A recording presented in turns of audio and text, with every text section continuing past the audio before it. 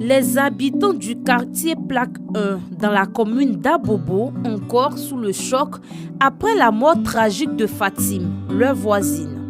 Une dame calme et sans histoire. L'auteur de ce crime crapuleux est son époux Ibrahim, chauffeur de taxi.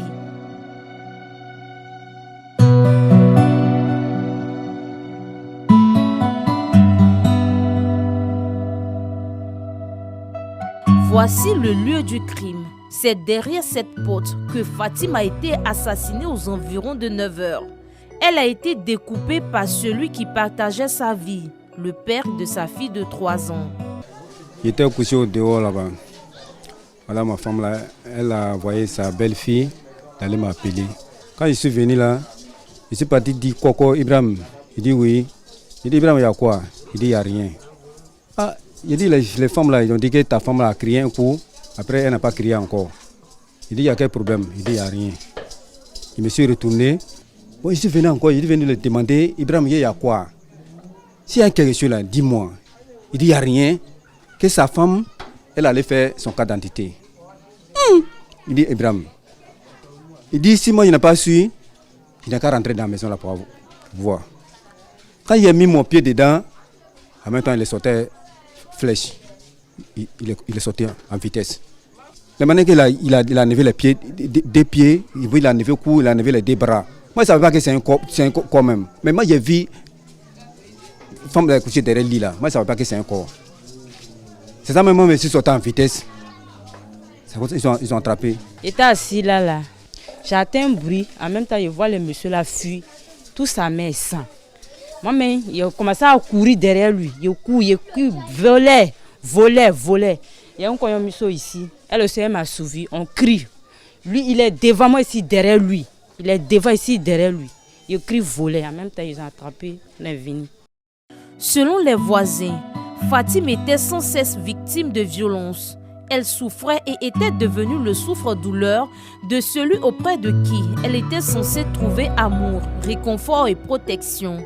Elle me dit souvent son mari la frappe à la maison, qu'elle veut partir, mais souvent son mari la frappe à la maison. Je dit, Fatime, que souvent un jour même m'a dit, non, elle va aller déposer sa fille là chez sa grande soeur. Et puis elle va se chercher. Elle dit, elle aime le gars là, elle ne sait pas comment elle fait. Même semaine je suis passée, je suis venue ici. Elle m'a parlé de la même. Que son mari dit qu'il va la tuer.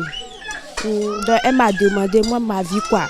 Elle va faire comment? Donc je me dis, faut te méfier, faut donner tout à Dieu. Elle m'a pris comme ça, petit sein. Elle me fait tout, elle me donne conseil. Tristesse, pleurs, désolation et amertume s'entremêlent. Proches, amis et connaissances de Fatime n'en reviennent pas.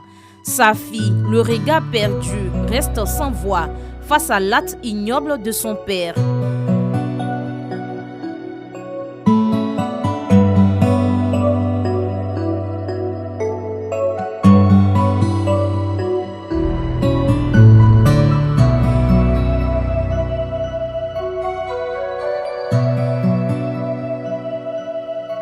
Un acte qui ne laisse pas le quartier Plaque 1 indifférent. Même les plus petits ont le cœur meurtri. Ils sont révoltés. On se sent mal. On est triste. C'est un être humain qui a été assassiné froidement par quelqu'un avec qui elle vivait. Donc je pense que ce dernier est quelqu'un de 5 cœurs. Quelqu'un qui a un cœur ne peut pas agir de cette façon-là. Les mots me manquent. C'est quoi il peut dire même? Ça m'a dépassé. Il a égorgé la femme. Il n'y a pas de tête. Il a coupé bras, pieds, tout. Il a mis dans un sachet noir. Et puis, un sachet bleu. Tête, il a mis dans un sachet bleu. Pieds, là, les pieds et les bras, il a mis dans un sachet noir. Puis il a attaché, il a déposé. Lui se nomme Blessoué. C'est lui qui a réussi à neutraliser le présumé meurtrier alors qu'il tentait de s'échapper. Je vois, il y a 2 jeunes qui couraient derrière lui. Oh, lui, il était avancé avec eux. Donc maintenant, il a laissé mon sac à une dame, à ma voisine. Et puis il a couru derrière lui. Donc quand il l'a saisi là, il m'a donné un coup de poing par le cou. Donc quand il m'a donné le coup de poing, j'ai pris le bon Dieu pour pouvoir résister. Et puis j'ai répliqué à lui. Donc quand il a répliqué, maintenant il y a un jeune qui est venu à mon secours pour qu'on puisse l'embarquer. Mais alors, quel est le mobile de ce crime? Seuls les résultats de l'enquête diligentée par le commissariat du 15e arrondissement d'Abobo nous situeront. Selon les témoignages, la tête aurait été tranchée, les membres supérieurs et inférieurs découpés en plusieurs morceaux, le tout mis dans des sachets noirs et bleus. Après cet assassinat, l'on est tenté de se poser la question quant à savoir si le mariage rime avec la mort.